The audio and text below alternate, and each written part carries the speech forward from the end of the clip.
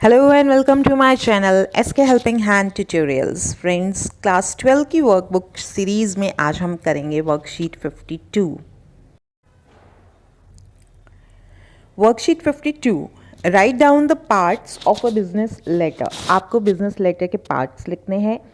तो business letter के parts जो हैं 12 होते हैं। 12 पार्ट्स बेसिकली डिवाइड किए गए हैं एक बिजनेस लेटर के। तो चलिए हम देखते हैं वो कौन कौन से पार्ट्स हैं। आप देख सकते हैं यहाँ पे इसके जो हैं 12 पार्ट्स हैं। सेंडर्स एड्रेस सबसे पहला भाग होगा, जो कि बहुत बार अगर आप किसी फर्म या कंपनी के द्वारा लेटर लिखा जा रहा है तो प्रायकर उसके लेटर हेड पे ये लिखा हुआ रहता है। उसके अंदर ईमेल, उसका लोगो, फ़ोन नंबर इत्यादि भी शामिल हो सकता है। और यदि हम डायरेक्ट लेटर लिख रहे हैं तो हमें किस तरीके से लिखना है, जो कि आपकी परीक्षा के लिए इम्पॉर्टेंट है। सबसे पहले आपको लिखना है सेंडर्स एड्रेस। सेंडर होता है पत्र भेजने वाला, यानी कि जो व्यक्ति पत्र लिख रहा है वो स्वयं का पता लिखेगा। तो बाकी पत्र में हम अपना नाम वगैरह नहीं लिखते, सीधे एड्रेस लिखते हैं। बिजनेस लेटर में यहाँ ये अंतर आपको याद रखना है। आपको खुद का नाम, या यदि आपको कहा गया आप इस कंपनी से हैं, इंस्टीट्यूट से हैं, इंस्टीट्यूट कोई फर्म हो सकती है, स्कूल हो सकता है, मैरिज हॉल हो सकता है, किसी भी प्रकार का इंस्टीट्यूट आप मान सकते हैं उसको। तो उसका नाम आपको लिखना होगा जो प्रश्न में दिया गया है, और फिर उसका एड्रेस, पोस्टल एड्रेस आपको लिखना है, जो कि कॉलोनी आप मान लीजिए, क्योंकि जब हम कंपनी या फर्म लिख रहे हैं तो वो अपने आप में उस कॉलोनी में प्रायकर एक दो ही होती है, एक ही होती है। तो हम डायरेक्ट कॉलोनी का नाम लिखेंगे। यदि हम व्यक्ति का नाम लिख रहे हैं तो आप अपना प्रॉपर एड्रेस लिखेंगे। तीसरी लाइन में आपको डिस्ट्रिक्ट और स्टेट आपको लिखना है। ये ध्यान रखेंगे आप लोग, अगर इनमें से कोई भी चीज़ जो है आपको प्रश्न के अंदर दी गई है कि आप ये हैं या आप इस कंपनी से लेटर लिख रहे हैं और आपका ज़िला ये है, तो आपको वहाँ पे प्रश्न से ही लेना होगा। नेक्स्ट जो है आपको डेट लिखना है। तो डेट का फॉर्मेट आपको बहुत बार लेटर्स के वीडियो में बताया गया है। यदि आपने वो नहीं देखे हैं तो आप ज़रूर देखिएगा। आप यहाँ पे डेट मेंशन करेंगे। एक बात ध्यान रखिएगा, बहुत सारे बच्चे क्या गलती करते हैं कि जब आपको बताया जाता है, फॉर्मेट बताया जाता है, तो आप इस तरीके से ही लिखते हैं। आप सेंडर्स एड्रेस लिखेंगे, फिर आप DATE डेट भी लिखेंगे, तो आपको ये नहीं लिखना होता। आपको जो आपकी मार्जिन लाइन है वहाँ से सीधे ही आपको अपना डिस्ट्रिक्ट, स्टेट वगैरह लिखना है, एड्रेस लिखना है, फिर एक लाइन छोड़ देना है बीच में। ये जो आपको यहाँ पे आप देख सकते हैं, इसका मतलब है आपको एक लाइन छोड़ना है। फिर उसके बाद आपको यहीं से डेट लिखना है। जैसे मान लीजिए हम आज की बात करते हैं, तो आज यदि है 23 अक्टूबर, तो 23 अक्टूबर आप इसको फुल स्टॉप लगा सकते हैं यहाँ पे 2022। इस तरीके से आप जो है डेट लिख लेंगे यहाँ पे। तो आपको डायरेक्ट डेट लिखनी है, DATE नहीं लिखना होता है। फिर उसके बाद लेटर नंबर या रेफरेंस नंबर, यह वह होता है जब हम किसी फर्म या इंस्टीट्यूट के उस पर बेसिस पर पत्र लिख रहे हैं, क्योंकि उनका एक रिकॉर्ड उन्हें मेंटेन करना होता है, और प्रत्येक पत्र जो कि भेजा जाता है, जावक पत्र होते हैं, उन्हें एक नंबर दे दिया जाता है। तो यह आपको तभी लिखना होगा वहाँ पे लेटर नंबर या रेफरेंस नंबर। रेफरेंस नंबर यदि हमने पहले कोई पत्र लिखा है या वहाँ से हमने कोई प्राप्त किया है तो हम ये यहाँ पे मेंशन कर सकते हैं कि इस रेफरेंस नंबर जो हमने लेटर दिया है हमारा ही लिखा था या आपका लिखा था, ये आपको यहाँ बताना होगा। ठीक है, तभी वो होगा, और तब आप उसमें लिख सकते हैं कि हमने ये पहले पत्र पाया है या लिखा है, और उसका नंबर बता देंगे आप। तो आपके 3 चीज़ें हो चुकी हैं। सेंडर्स एड्रेस में 3 लाइन आप देख लीजिए, उसके बाद आप एक लाइन छोड़ देते हैं, और फिर आप डेट लिखते हैं। उसके बाद फिर से आपको लाइन छोड़ना है, यानी कि स्पेस छोड़ना है, और उसके बाद लेटर नंबर लिखा 3। चौथा हो जाएगा रिसीवर का नेम, जो कि पत्र प्राप्त करने वाला। रिसीवर मतलब पत्र प्राप्त करने वाला। तो आप यहाँ पे रिसीवर का नाम लिखेंगे, और उसमें उसका पद है तो पद लिखेंगे। जैसे मान लीजिए आपको मैनेजर को पत्र लिखना है, ठीक है, या आप किसी ऑफिसर को वहाँ के पत्र लिख रहे हैं तो वहाँ पे आप उसका ऑफिसर का जो है पद लिखेंगे। यदि आपको नाम देना है तो आप नाम लिखेंगे और फिर उसका एड्रेस आ जाएगा। एड्रेस 2 लाइनों में 3 लाइनों में आप लिख सकते हैं, प्रॉपर पूरा एड्रेस हमें लिखना होगा। किसी फर्म को पत्र लिखते हैं तो नाम के पहले आपको मैसर्स या एमएस लिखेंगे। जैसे कि मान लीजिए आप राधिका स्टोर्स लिख रहे हैं तो मैसर्स के लिए आप यहाँ तो मैसर्स की स्पेलिंग याद कीजिए। यदि आपको कठिन लगती है तो एम और फिर स्लैश, इस डंडे को स्लैश कहा जाता है, और फिर छोटा एस आप लिख सकते हैं। तो मैसर्स राधिका स्टोर्स। यहाँ पे ध्यान रखिएगा, बच्चे फिर गलती करते हैं कई बार। जो नाम होता है प्रत्येक शब्द का, जैसे यहाँ पे 2 शब्द हैं राधिका और स्टोर्स, तो प्रत्येक का पहला अक्षर बड़ा हमें लिखना होगा। ये बात ध्यान रखिएगा। 4 शब्द हैं तो चारों का पहला अक्षर बड़ा होगा। इसके बाद सब्जेक्ट आ जाता है तो मेंशंस रीज़न। रीज़न मतलब कारण बताता है। Should be short and simple. Reason हमारा शॉर्ट एंड सिंपल होना चाहिए। हमने पत्र क्यों लिखा है, किसी प्रकार की इंक्वायरी के लिए लिखा है, कोई बात बताने के लिए, लेने के लिए लिखा है या देने के लिए लिखा है, ठीक है, कोई शिकायत करने के लिए लिखा है। तो ये आपका जो भी रीज़न आपको प्रश्न के अनुसार जो बनेगा आपको वहाँ पे देना होगा। नेक्स्ट आपका आ जाता है सैल्यूटेशन। देखिए ये छठा भाग है।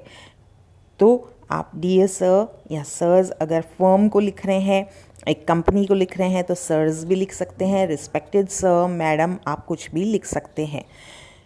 तो इसमें भी जब आप 2 शब्दों का प्रयोग कर रहे हैं तो डी और एस बड़ा होएगा। आपको ये नहीं पता वहाँ पे आप किसको लिख रहे हैं तो सिर्फ सर भी लिख सकते हैं, या सिर्फ आपको पता है कि लेडीज़ है तो आप सिर्फ मैडम भी लिख सकते हैं। पहला अक्षर बड़ा लिखेंगे। इसके बाद देखिए बॉडी का मैसेज आ जाता है। बॉडी या मैसेज हम एक बात बोल सकते हैं, या तो बॉडी या मैसेज। यहाँ पे आपको इसको 3 भाग में आप बेसिकली डिवाइड करेंगे, 3 पैराग्राफ्स आप बनाएंगे। पहले में आप अपना सेल्फ इंट्रो दे रहे हैं, ये बात ध्यान रखिएगा। आप जब पत्र शुरू करेंगे तो पहले आप बताएंगे आप कौन हैं, और यदि आपने पहले कोई कॉरेस्पॉन्डेंस किया है, यानी पहले कोई पत्र व्यवहार किया है, कॉरेस्पॉन्डेंस पत्र व्यवहार किया है, कोई उनसे कांटेक्ट किया है किसी भी प्रकार से, तो उसको आप मेंशन करेंगे।